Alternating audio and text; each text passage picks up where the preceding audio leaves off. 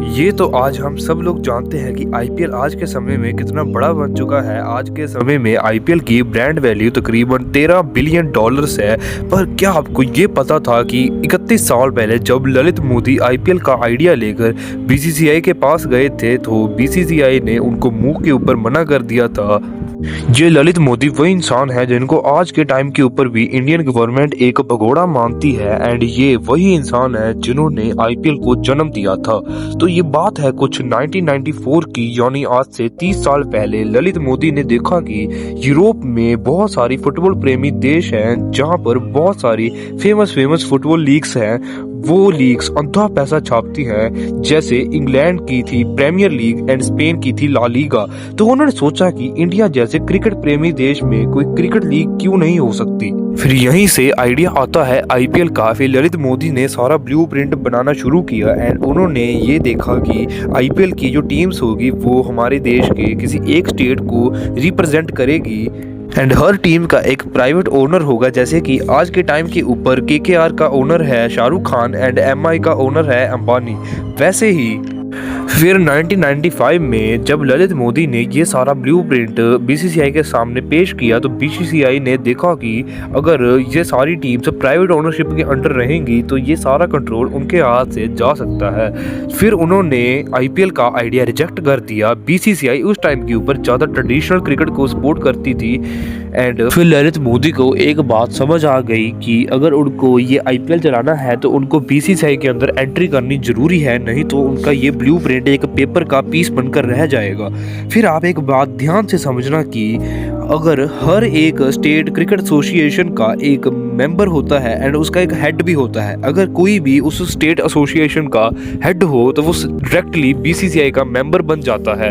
And Lalit Modi बहुत सारी cricket state associations के मेंबर तो थे पर वो किसी के भी हेड नहीं थे एंड उनका अब हेड बनना जरूरी था अगर उनको बीसीसीआई का मेंबर बनना था। फिर उन्होंने देखा कि राजस्थान स्टेट क्रिकेट एसोसिएशन का वो हेड बन सकते हैं, क्योंकि 2003 में राजस्थान की सीएम बनती हैं वसुंधरा राजे। ललित मोदी के साथ उनके बहुत अच्छे फैमिली रिलेशन थे एंड राजस्थान क्रिकेट एसोसिएशन को हटाने के लिए एक तिगड़म चलाई उन दोनों ने। राजस्थान क्रिकेट हेड बनने के लिए उन्होंने एक इलेक्शन कंडक्ट करवाई जहां पर इलेक्शन के रिजल्ट आते हैं कि ललित मोदी वो इलेक्शन जीत जाते हैं एंड वो उस क्रिकेट एसोसिएशन के हेड बन जाते हैं। एंड राजस्थान क्रिकेट एसोसिएशन का हेड बनने का मतलब डायरेक्टली वो बन जाते हैं बीसीसीआई के मेंबर।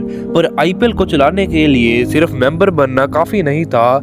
ललित मोदी ने सोचा कि उनको या तो टॉप लेवल के ऊपर जाना पड़ेगा या उनके किसी खास को टॉप लेवल के ऊपर बिठाना पड़ेगा। उन्होंने दोनों चीज़ें की। उन्होंने 2005 में बीसीसीआई के प्रेसिडेंट इलेक्शन में अपने एक खास आदमी को खड़ा किया एंड वो इलेक्शन जीत भी गया। फिर उनके प्रेसिडेंट बनते ही ललित मोदी को वाइस प्रेसिडेंट बना दिया गया। फिर ललित मोदी खुद एक वाइस प्रेसिडेंट थे एंड प्रेसिडेंट भी उनका एक खास आदमी था।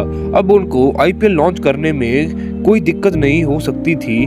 पर फिर उन्होंने देखा कि 2005 के टाइम के ऊपर की ये बात है, उन्होंने देखा कि इंडिया में जो ओडीआई फॉर्मेट है वो ज़्यादा पॉपुलर है टी20 से। टी20 कुछ ज़्यादा पॉपुलर नहीं था।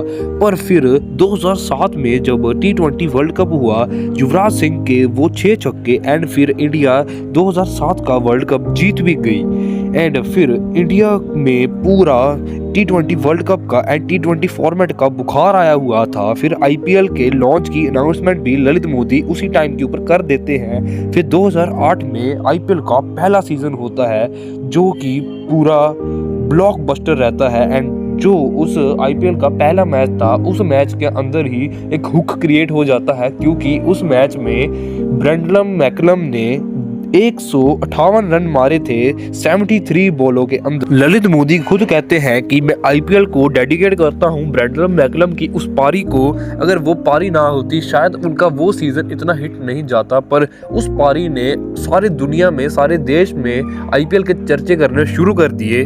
फिर 2009 का आईपीएल हुआ एंड वो हुआ साउथ अफ्रीका के अंदर। कुछ पॉलिटिकल इलेक्शन सिक्योरिटी के चलते वो आईपीएल इंडिया के अंदर नहीं हो सका, पर बीसीसीआई ने उस आईपीएल के अंदर भी फुल पैसा छापा एंड बीसीसीआई ने कहा कि अब आईपीएल रुकना नहीं चाहिए। फिर 2010 का आईपीएल हुआ सीएसके फाइनल्स जीती एंड धोनी की पॉपुलैरिटी तो पहले से ही थी देश के अंदर एंड धोनी ही उस आईपीएल को जीत जाते हैं।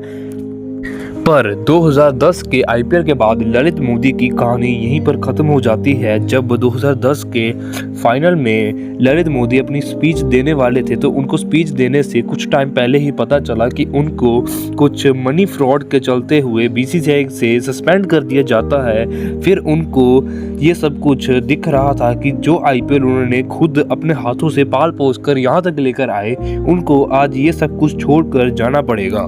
फिर ललित मोदी वहाँ से इंग्लैंड शिफ्ट हो जाते हैं, चाहे आप कह लीजिए कि शिफ्ट हो जाते हैं, चाहे आप कहिए कि वो भाग जाते हैं, तो क्योंकि इंडियन गवर्नमेंट तो आज भी उनको एक भगोड़ा ही कहती है।